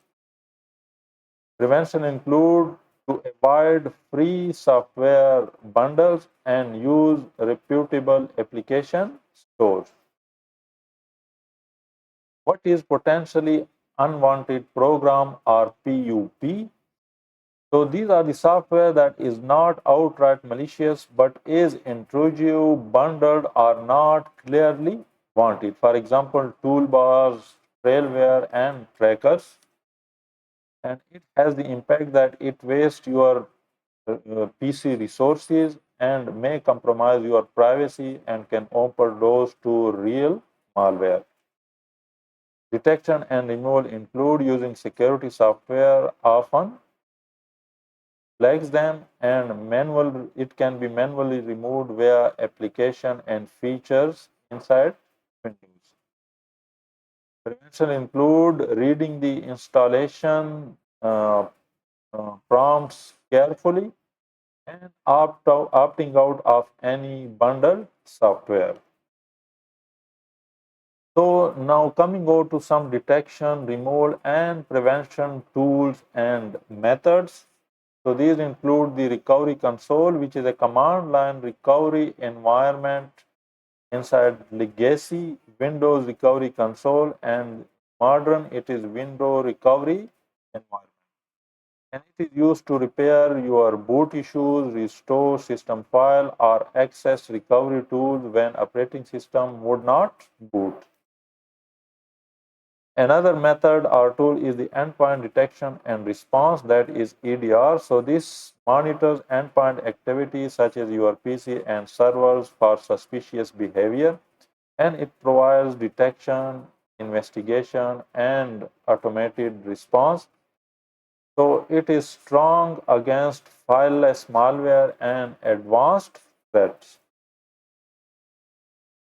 Another method is the MDR, which is managed detection and response. It is a method to outsource your security service, for example, SOC as a service. So you can outsource your SOC to a third party, and that third party has experts that monitor threats 24/7 using different EDR like tools. And this option is good for organization without in-house SOC or other security tools or other resources for their in-house monitoring. So what is extended detection and response? That is XDR. So this is next generation detection platform that integrate across endpoints, networks, cloud, and email, and it provides an unified view for faster response and threat correlation. Next is the antivirus. So antivirus detects and removes known viruses and basic malware via signature-based scanning. Example of antivirus include the Windows Defender antivirus. Anti-malware. So anti-malware is broader than the antivirus and it targets the spyware, ransomware, adware, and Trojan. And the anti-malware software often include the heuristic and behavioral analysis. Next is the email security gateway. So the email security gateway basically filters your inbound and outbound email for spam, phishing, and malware, and it blocks malicious links, attachments, and spoofing attempts. Software firewall basically monitors and controls network traffic on endpoints, and it can block malicious applications or ports, for example, through your Windows Defender firewall. User education, that is human layer security. So it is the user are basically the common or the weakest point inside the organization. So giving user the common threat awareness, for example, about phishing, social engineering, and suspicion download. Anti-phishing training, that is simulated phishing email security awareness program, and it is often the most important layer since human error is a top attack vector. OS reinstallation. So the last resort when malware cannot be removed is the OS reinstallation. This wipes the system clean and restores this trusted software, and it is effective against persistent infection like rootkits. So some common takeaways for your exam and your practical professional life. So EDR and XDR are used for advanced protection. MDR is when you outsource your monitoring to a third party. Antivirus and malware are basically the baseline, or you can say first line of defense. Email gateway and firewalls are the perimeter defense. And user training is essential for all these social engineering and phishing attacks. And recovery console and OS reinstallation are also the remediation option. OS reinstallation, you can say that it is the last resource or last remediation option. Objective 2.5, compare and contrast common social engineering attacks, threats, and vulnerabilities. So what are some common social engineering attacks? And the top of the list is phishing. So phishing is using fake emails or websites to lure users into sharing sensitive data. Sensitive data may include the credit card data or user credentials such as username and password. Then the phishing has multiple types, or it can be done through multiple methods, and the first one is wishing, which is voice phishing through phone calls, maybe through calls or through voice messages. Next one is the smishing, which is SMS or text message phishing, or using SMS or text messages to do the phishing or lure the users into, let's suppose, the hacker or the malicious actor may send an SMS to the target or to the victim, and the SMS may include a link to a malicious website. So that type of phishing is known as smishing, that is done through SMS or text messaging. Next is the QR code phishing, which is malicious QR codes that redirect to fake websites. So remember that the main goal is to redirect the user towards some fake website or user where the user will be asked to log in. For example, a fake bank site, the user may be thinking that it is his or her bank, and then when he or she enters the credit card information, they are basically captured by the hacker. Next is the spear phishing, which is targeted phishing aimed at specific individuals. And then we have whaling, which is phishing attack aimed at executive or high value target. So what is different? So what is one is the general phishing, which may be aimed at all users of the organizations. Then we have spear phishing, which may be aimed at a specific group of people, for example, all the people in the account department. Then we have whaling, which is more specific and aimed at specific individual, for example, CEO or CFO of a particular organization. So next is the shoulder surfing. So shoulder surfing is watching someone's screen or keystroke. For example, looking over the shoulder of someone that is typing his or her username and password, and looking at the keystroke so that the malicious actor may capture the username and password by looking at the keyboard. Next is the tailgating. Tailgating is following authorized personnel into a restricted area. This is a type of, you can say, physical attack where the malicious actor follows an authorized person inside a building. Next is the impersonation, which is pretending to be trusted staff or vendor. For example, calling the help desk of an organization and pretend to be the staff of that organization and asking for the password reset or other information. Next is the dumpster diving, which is searching trash of an organization for sensitive information. So what are threats? So threats are actions that can harm systems or data. So the threat types include the denial of service or DOS, which is overloading a system to make it unavailable. Means that sending so many requests to a website or to a system that it is unavailable to legitimate users. DOS has another type, which is DDoS or distributed denial of service, which is coordinated denial of service attack using many compromised systems. So the DOS attack may be carried out by one individual or one malicious act, but the DDoS, it has many systems which are compromised, and then they are used to send traffic to the target system so that it is overwhelmed. Next is the evil twin, which is the fake Wi-Fi hotspot to intercept traffic. So what does this mean? This means that, let's suppose, the malicious actor may set up a malicious or his or own hotspot, and when the user tries to connect, their traffic will be intercepted by this Wi-Fi and then sent to the internet. So you can also say that this is a type of man in the middle attack.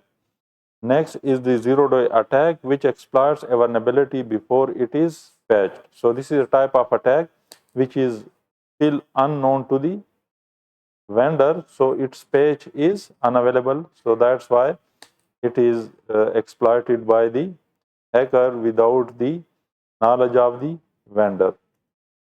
Next is the spoofing, which is pretended to be someone else. For example, using someone else's IP address or spoofing someone else's email or caller ID. Similarly, the on-path attack, previously it was known as the man in the middle attack or MITM. So it is intercepting communication between two parties. Brute force attack is trying all password combination to crack a password. Dictionary attack is trying common words or password, as the name indicates.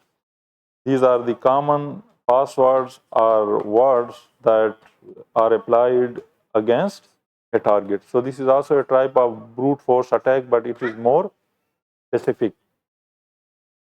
Next is the insider threat, which is authorized users that misuse their access to the system. So this is one of the most dangerous type of attack, because the insider has the access to the system, and when he or she uses that access unauthorizedly, then it can be very dangerous and damaging to the organization, because it will not be logged, it will not be detected by the system, since the source or the actor is authorized internal user.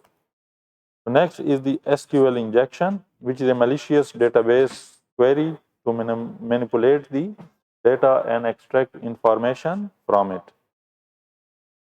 Next is the cross-site scripting or XSS, which is injecting script into web application to steal data. Next is the business email compromise or BEC, which is fake executive and emails to trick employees. For example, pretending to be an executive or vendor and tricking employees into sending sensitive data. Next is the supply chain or pipeline attack, which is compromised by a third-party vendor or software. So what are some vulnerabilities? Vulnerabilities are weaknesses that are exploited by the threats. So the vulnerabilities include non-compliant systems. So these are the systems that do not follow the security policies or standard and are thus vulnerable to many threats. Next are the unpaged systems. So these are the systems that have or that are missing the critical security updates, and so they are vulnerable to many threats that may exploit those critical security vulnerabilities. Next is the unprotected system, which are the systems that lack antivirus or firewall protection. Next is the end of life system. So these are the systems that are no longer supported by the vendor. So these systems have no security updates and fixes. And then we have the bring your own device or BYOD policy inside organization. This policy let users to bring their personal devices into the workspace, which may increase the attack surface. Objective 2.6, given a scenario, implement procedures for basic small office, home office, or SOHO malware removal. So small office, home office, SOHO malware removal procedures. So number one is to investigate and verify the malware system. So check for unusual behavior inside system. If the system indicates slow performance, pop-ups, unknown processes, high CPU usage, and missing files, it may point towards a malware infection. Similarly, use Task Manager and Resource Monitor or Event Viewer to confirm the suspicious activity. Number two is to quarantine the infected systems. So once it is confirmed that the system is infected, the next step is to quarantine the infected system, disconnect the device from the network, whether it is Wi-Fi or wired Ethernet network, to stop the spread of the malware to other systems. If email accounts are compromised, block outbound mail until the malware is cleaned. Number three is to disable system restore, which is a window home feature. So this prevents malware from hiding in restore points, and turn it off temporarily to avoid reinfection when rolling back. Number four is remediation of the infected system. So kill the malicious processes, delete or disable the malicious startup items or services, and remove the suspicious application using the program and feature of the window. Number five is to update the anti-malware software. So ensure that the latest definition of the malware are installed before scanning the system. And if the updates are blocked, use offline definition update to update the antivirus and anti-malware software. Number six is to scan and remove the malware. So you need to boot into safe mode to stop the malware from auto-loading. Use on-demand malware scanners, for example, Windows Defender Offline and Malwarebyte. If the malware resists the anti-malware, use a pre-installation environment, for example, WinPE rescue disk for deep cleaning. And number 7 is re-image or reinstall operating system if necessary. So if the system is too damaged or malware persists and you are unable to clean the malware using all the above methods, you need to perform a clean installation of the operating system and restore only clean data from the backup. So you also need to take care that you do not restore the malware from the backup. Number 8 is to schedule the scans and run updates. So configure automatic scan either daily or weekly and ensure that window updates and antivirus updates are turned on and they run automatically. And number 9 is enable system restore and create a restore point. So re-enable restore of the malware is removed and create a clean restore point for future recovery. And number 10 is to educate the end user. So train the end user on safe browsing habits, phishing awareness, and educate them to avoid unknown downloads from unknown sources, and reinforce use of least privileged accounts. For example, to use the standard user account for daily usage and use the administrator account only when necessary. So this thing is known as the principle of least privilege. Objective 2.7, given a scenario, apply workstation security options and hardening techniques. So workstation security options and hardening techniques. So first hardening technique or security option is the data at rest encryption, which is to encrypt the data that is stored inside your hard drive or is stored inside the cloud. So this data at rest encryption protect the files, folder, or you can also do the full drive encryption, and thus this prevents the unauthorized access. Example of data at rest encryption include the BitLocker, which is a Microsoft Windows feature, and is used for the full disk encryption. Similarly, File Vault is used in macOS. And encrypting file system, as we already studied, it is used for individual files or folder level encryption. So BitLocker is for full disk encryption, while EFS is for file level or folder level granular encryption. So it is essential for laptops and portable drives in case of theft or loss of the device or portable drive. Next security option or hardening technique is the password consideration, very important. So the password consideration include the length of the password. So the longer the password, the stronger it is. So the password recommended length is 12 plus character. So the character type should be of mix upper lowercase numbers and special characters. And the password must be unique.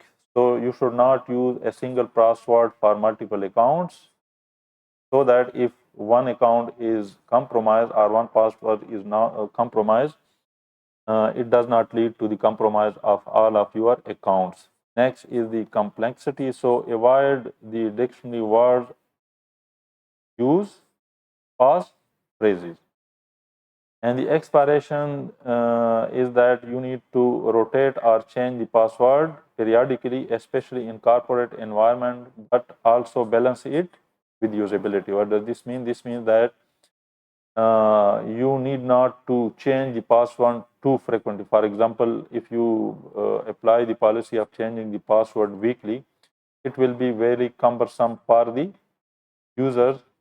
So you need to balance the usability with the security. So for example, the monthly rotation may be workable or suitable.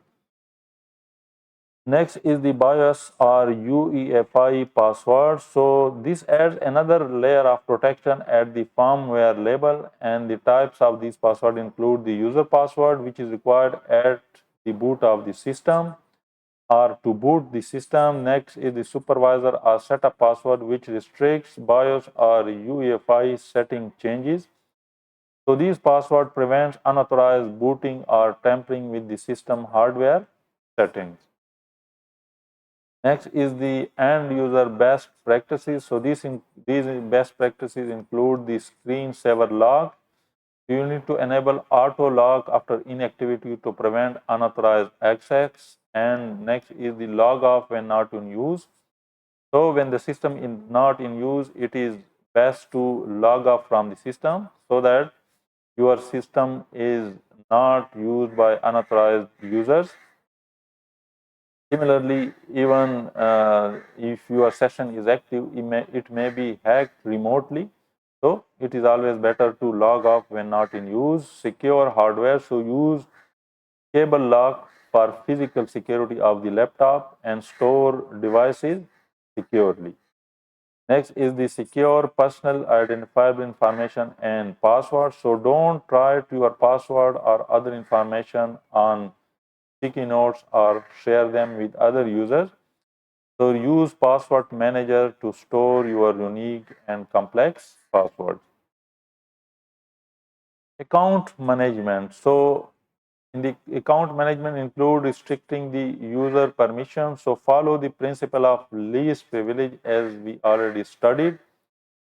Standard users should not have admin right unless required. So you should use the standard user for routine daily work and use the admin rights only when required and temporarily. Restrict login time. So limit when users can log in. For example, user may be restricted to log in during business hours only. This helps reduce risk of after hour unauthorized access. Next is to disable guest accounts. So this prevents anonymous or unauthorized logins into the systems. And use failed attempt lockout. So if there are unsuccessful attempt at the login account, there the system should automatically lock out the user. So lock accounts after repeated failed logins to prevent brute force attacks. Next is the use timeout and screen lock. So enforce auto lock after inactivity to protect unattended systems. Apply account expiration dates. So it is useful for temporary employees, contractors, or intern. So the account that are given to these users should have expiration dates so that they are automatically expired after a certain period of time to prevent unlimited and prolonged access beyond requirement to these users. So this ensures accounts do not remain active after departure of these users. So what are some administrator account security procedures or settings? So you need to change default administrator username and password. So avoid easy guessing. For example, many devices or system have the default user password of admin. You need to change this immediately after installation of the device. So use strong credential and unique username. So instead of admin, you can use, let's suppose, John 6968X. So this is a unique username and not easy to guess. What are some system hardening techniques? So the first one is to disable the auto run feature.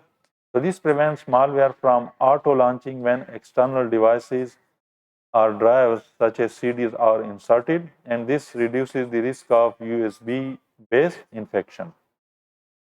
Next is to disable unused services. So this stops unnecessary background services. For example, if remote desktop feature is not required, it should be disabled. so that it minimizes the attack surface.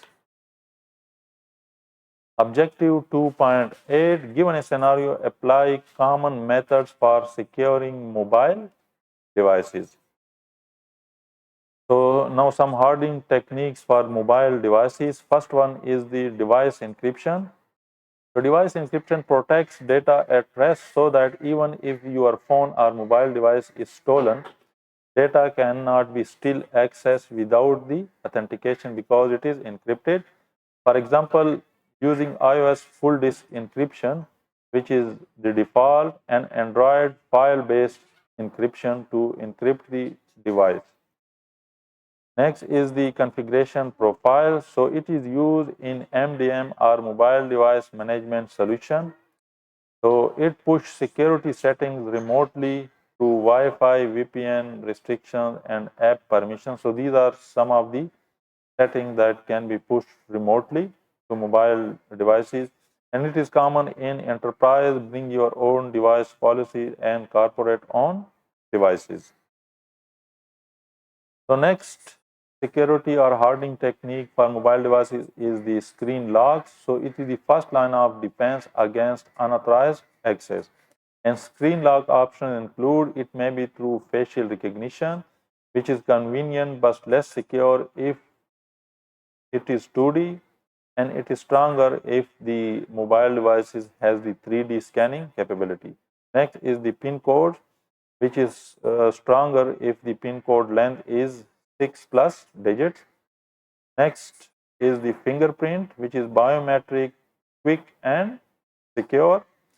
Pattern is less secure and it may be visible through smudge trail. So the user may guess the pattern to the smudge trails. Next is the swipe, which is the weakest and should not be relied on.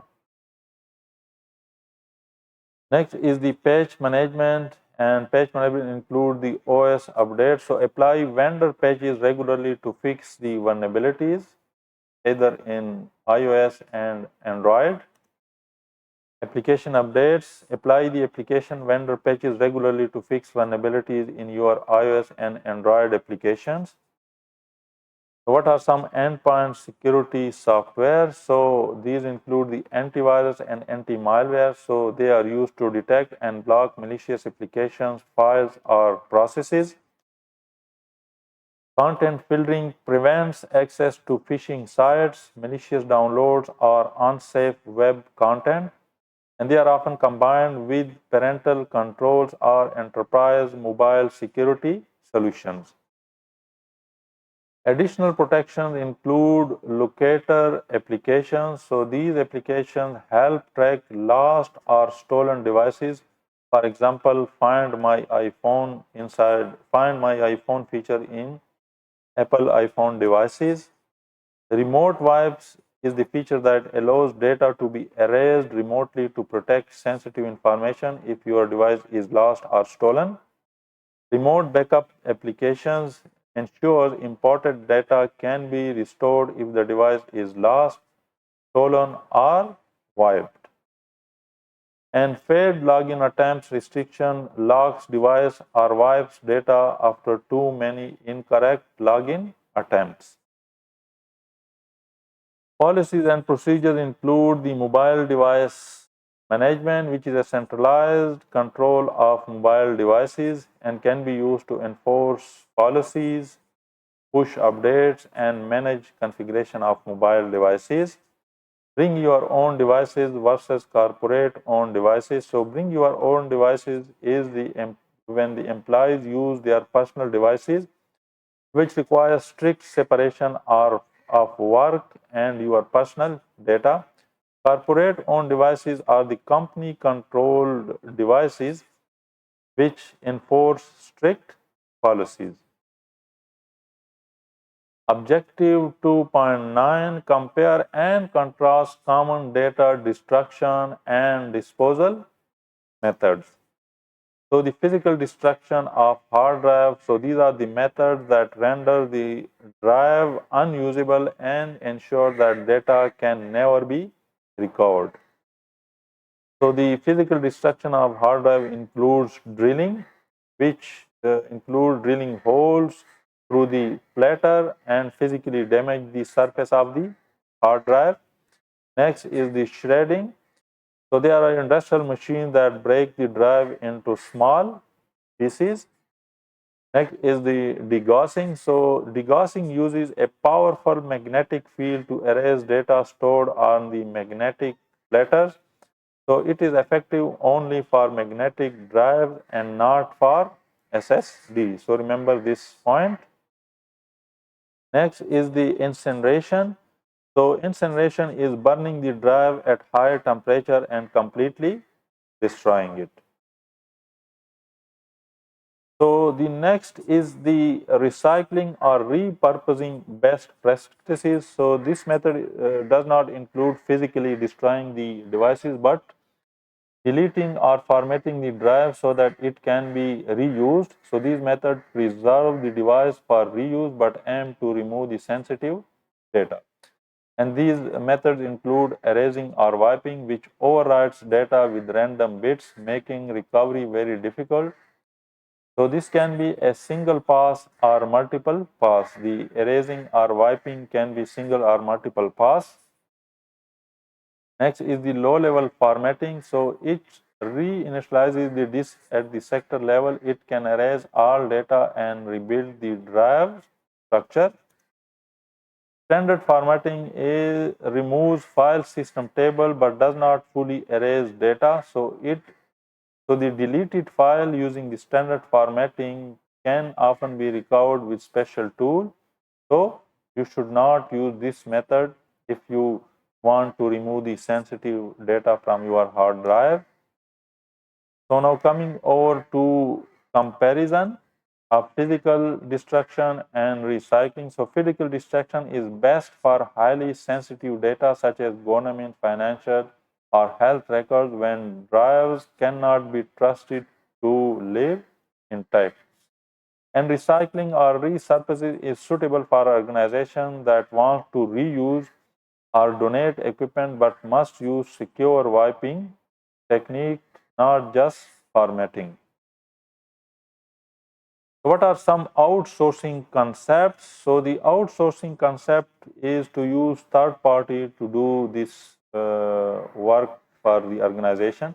So organization often hire certified vendors to handle destruction or recycling of their media.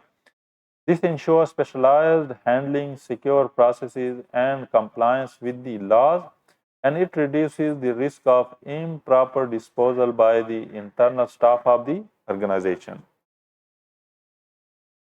Certification of destruction and recycling. So vendor provides a formal document proving that drives or devices were securely destroyed or recycled. So certification include date, method used for destroying or repurposing, such as shredding, wiping, and chain of custody. And this provides accountability and proof for audits or legal regulatory compliance requirements. So regulatory and environmental requirements include data protection regulations. So many laws, for example, GDPR, HIPAA, and PCI DSS require secure data destruction to prevent unauthorized recovery of the sensitive data. Environmental laws include devices must be disposed of in an eco-friendly way, avoiding toxic waste such as lead, mercury from the electronics. And e-waste recycling compliance is organization must follow certified recycling standard, for example, R2 or E-stewards. Audit trails or documentation of destruction helps meet compliance and protects the organization against legal liability. So some key takeaways for the exam are your practice. So physical destruction is best when the media or the drives contain sensitive data. Certified third-party vendors using the third-party vendors or outsourcing is best for compliance and legal accountability. And regulatory requirements cover both data privacy and environmental safety. Objective 2.10, given a scenario, apply security settings on small office, home office, wireless, and wired networks. So coming over to some router security settings. So these settings include the first and the foremost important one is to change the default password. So default admin credentials are widely known for different vendors. So you need to always set a strong and unique password to prevent unauthorized access. Next is the IP filtering. So restrict inbound and outbound traffic based on IP addresses. It is useful for allowing only trusted devices and blocking suspicious IP addresses. Next is to regularly update the firmware of devices so it keeps routers secure from different vulnerabilities. So regularly check for vendor updates to patch security holes. Content filtering blocks access to harmful or inappropriate websites and it protects users from phishing or malware sites. Physical placement, physical placement and secure locations for your Wi-Fi or your wired router. So always place router in a central and secure location so that it is also physically within side and secure. So this prevents outsiders from easily tampering with the hardware. And universal plug and play feature. So universal plug and play can automatically open ports which may create security risks. So best practice is to disable universal plug and play feature unless absolutely necessary. Next is the screen subnet or DMZ. So this separates public facing services from example web application or websites and FTP servers from internal network and it reduces the exposure of internal devices to your internet or external threats. And configuration of secure management access. So disable remote management unless required. And if remote access is needed, use VPN or encrypted protocol, for example, HTTPS or SSH to manage your device and restrict management to only trusted internal IP addresses. So now coming over to some wireless specific secure settings, again changing the service set identifier or SSID of your Wi-Fi device. So rename the Wi-Fi network from its default. For example, if the device is from Linksys system, so its name may indicate Linksys 123 to a unique name. Third, that the malicious actors are unable to guess the vendor of your device and avoid using personal information in SSID, for example, family name or address. You can also disable the SSID broadcast. So this hides the Wi-Fi network name from casual scans by users. This adds a small security layer but not foolproof. So advanced tool can be used that can still detect the disabled SSID. Next is the encryption setting. So use the latest WPA3 encryption if available in your device. Otherwise, use WPA2 with AES encryption. Do not use WPA or WPA1, which is vulnerable and unsecure. So avoid WAP or WPA, which both are insecure and can be easily cracked. Next is the to configure the guest access and guest account. So use a separate guest SSID and VLAN if supported by your device. So this prevents guests from accessing your internal devices and resources. Coming over to some firewall settings. So firewall is used to disable unused ports, so block unnecessary entry points inside or into your internal trusted network. For example, closing ports for FTP21 or Telnet 23. Port forwarding or port mapping features. So this opens specific port for services, for example, gaming server or CCTV. And this should be minimized and configured carefully to avoid exposing devices.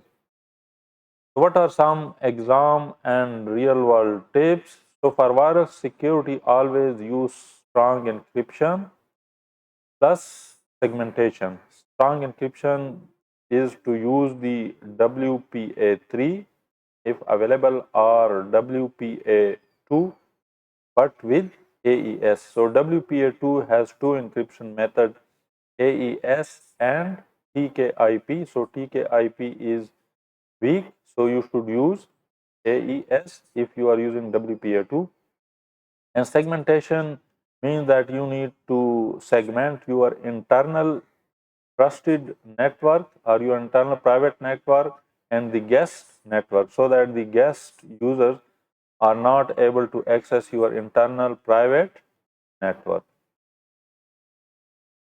Firewall security is used to reduce the attack surface by closing the unused ports and only open those ports or those services that are absolutely necessary. Objective 2.11, given a scenario, configure relevant security setting in a browser. So browser security best practices include, first one is the download and installation of the browser. So always use trusted sources for your browser installation and download. So download browser only from official website, for example, Chrome from Google and Firefox from Mozilla, and verify the hash value. Hash value may be MD5 or SHA-256 when available to ensure the browser installation file integrity. And untrusted sources, you should avoid the untrusted sources to download your browser or to update your browser from third party or unknown sites because they may contain malware and other malicious files. Next is the browser patching. So keep your browser updated automatically to patch the vulnerabilities. So outdated browsers are the prime target for drive-by downloads and exploits. Extension and plugins. So always use trusted sources to install your browser extension and plugins. Untrusted sources. So avoid third-party or cracked extension which often contain malware that are disguised as tools, and regularly review and remove unused add-ons. Password managers. So password managers are used to store and autofill complex and unique passwords. So you should prefer dedicated application or browser built-in manager for higher security. Secure connection and sites. So always look for HTTPS with valid certificates. So be cautious of certificate warning, which may indicate possible spoofing or man-in-the-middle attacks. Pop-up blocker. So pop-up blocker prevents malicious pop-ups and ads, clearing browsing data. So regularly remove cookies, cache, and history to reduce tracking. Clearing cache avoids clearing your cache helps avoid cache credential and session hijacking. And private browsing mode prevents storing history and cookies locally. Sign-in browser and data synchronization is useful across devices, but ensure that it is encrypted. Ad blocker reduces the risk of malvertising, and proxy can anonymize browsing and ad filtering feature. Use secure DNS features including DOH and DOT. So this protects DNS queries from eavesdropping and tampering. So browser feature management, enable and disabling the browser feature as needed. So plugin should be disabled when unused. For example, Java Flash, which is a high risk plugin. Extension, so you need to remove unnecessary extension to reduce the attack surface. And features, you need to turn off risky auto features like auto downloads. So now coming over to some exam and real world tips. So browser security is to update your browser software and limit the attack surface by removing the unnecessary and unused extension plugins, and use trusted sources for your browser downloads as well as updates, and use the encryption when browsing such as HTTPS and secure DNS features. So thank you for watching the video. That's all for this domain. Please like the video, comment if you have any question about the content, and stay tuned for the next domain video.